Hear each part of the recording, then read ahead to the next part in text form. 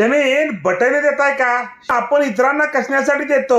1 वर्षासाठी, 5 वर्षासाठी, 10 वर्षासाठी आपण जमीन जेव्हा कोणाला बटाईने देणार असतो, त्यापैकी महत्वाची गोष्ट म्हणजे लिखित स्वरूपामध्ये बटाई पत्र करा, नोटरी करा, रजिस्टर दस्त करा, पण लिखित स्वरूपात मात्र जरूर करा. त्यामध्ये दोघांमध्ये ठरलेल्या अटी व शर्ती स्पष्ट लिहा. दरवर्षी बटाई म्हणून रक्कम किती मिळणार याचा स्पष्ट उल्लेख करा. ती कधी द्यायची हे लिहा.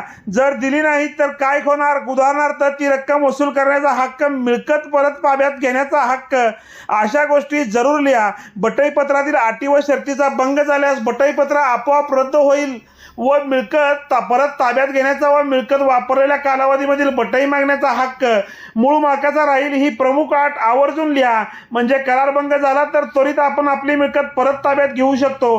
कसा वाटला आपल्याला हा व्हिडिओ हे आम्हाला जरूर कळवा. यूट्यूबवर कमेंटच्या माध्यमातून